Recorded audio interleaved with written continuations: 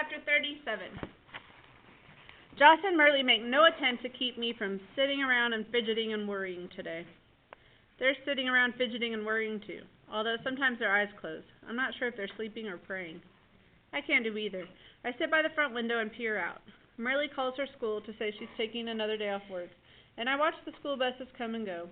Every hour or so, a police car creeps by. People walk their dogs. They push babies in the strollers. 2 women stop on the corner to chat while their toddlers play in a pile of leaves. They cast worried glances at the dark clouds in the sky, and move on. That could have been Merle and Mom 30 years ago, I think.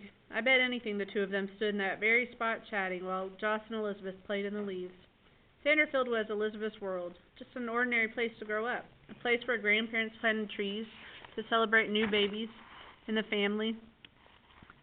But Sanderfield wasn't enough for Elizabeth. She wanted to dazzle the entire nation, the entire planet.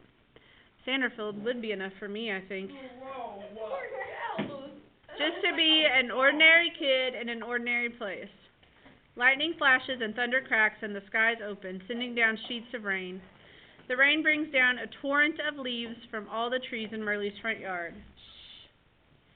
Everything is falling down, falling apart, and through the glaze of rain and falling leaves, I see a dark car glide by. If you need to move, do it, but you need to be listening and you need to be on page 196. There he is, I shriek. He's right outside. Joss comes and stands beside me, and together we watch the car slip out of sight. Call the police, I say. Joss shakes her head. They can't arrest him for driving down a street, she says. The phone rings, and I think maybe Joss is wrong. Maybe this is Bridgie telling us they've captured Van Dyne and we're safe and secure once again. I sprint into the kitchen and grab the phone before Joss or Merle even have a chance to move. Bethany. It's my mom's voice, and miracle of miracles, she knows who I am.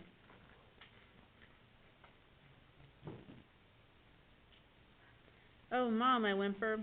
He doesn't know I'm calling. I'm not supposed to call, but I had to say goodbye.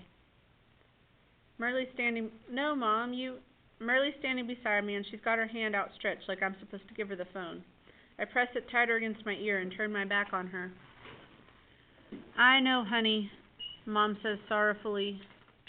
I don't want to say goodbye either, but I understand now. Tomorrow is your birthday. We'll lose you at 13 too, just like Elizabeth. It's just meant to be. I forgot about my birthday. I've lost track of all days and dates since coming to Merle's house. I can't imagine birthdays anymore, or having such a simple life that I could blow out candles on a cake and believe that my wishes would come true. The way Mom says birthday gives me chills. It sounds like she's expecting me to die. No, I say, you don't have to say goodbye. Come back.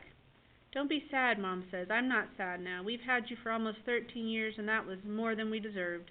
It was cheating, but I've loved every moment of your life, every second we had with you. You're so special to us.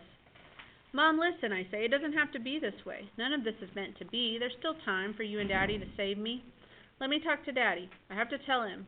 Dalton Van Dyne is here in Sanderfield, asking for Daddy. Please, Mom, if you really love me, you'll let me talk to Daddy.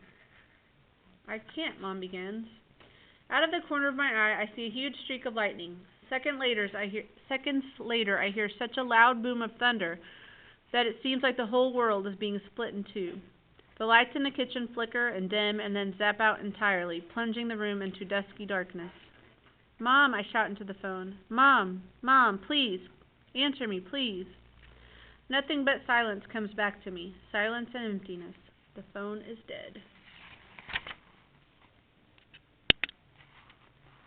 Oh, that's already another chapter, huh? I'm going to go ahead and read 38. It's also short. I whirl on Merle. It's all your fault, I scream. Having a stupid landline. A cell phone would still be working. I'd still be talking to my mom. I'm pounding the receiver on the counter so hard, Merle probably can't even hear my words over the banging. She was going to let me talk to my dad. She was. They love me.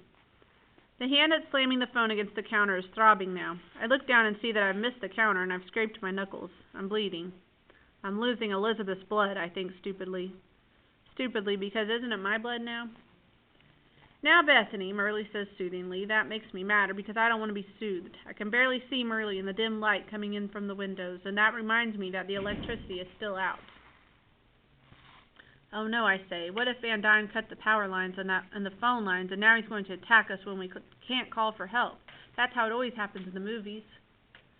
It was the lightning, Joss says calmly behind me. Van Dyne can't control the lightning. She lays a hand on my shoulder and I shake it off. She was calling to say goodbye, I wail. They're giving up on me, letting me go. They'd let me die. I don't care what happens to me anymore. They're just gone. Or they don't care what happens to me anymore. There, Merle says, and she pats my shoulder and then slides her hands down to my arms. I feel like a wild beast being captured. I jerk away. They can't protect me now. Nobody can protect me. He's going to get me. It's not safe. I'm sobbing now, just like my mother, except my sobs are loud. I'm surprised Dalton Van Dyne and the police and the FBI agents and all of Sanderfield can't hear me. I'm screaming and wailing, and I don't even realize I begin to chant, I am not Elizabeth! I am not Elizabeth! Until I hear the words echoing back to me. Joss and Merle aren't trying to calm me down anymore. They're just standing there, waiting for the lights to come back on, or for Van Dyne to attack, or for me to pull myself together. I can't, I whimper, not screaming or wailing or sobbing anymore because I don't think I have the energy left for it. Pull myself together makes me think of a computer-animated skit I saw once, of cartoon hands picking up cartoon arms and legs and feet and a head and putting all the pieces together. The title of the skit was A Self-Made Man. But I'm not self-made.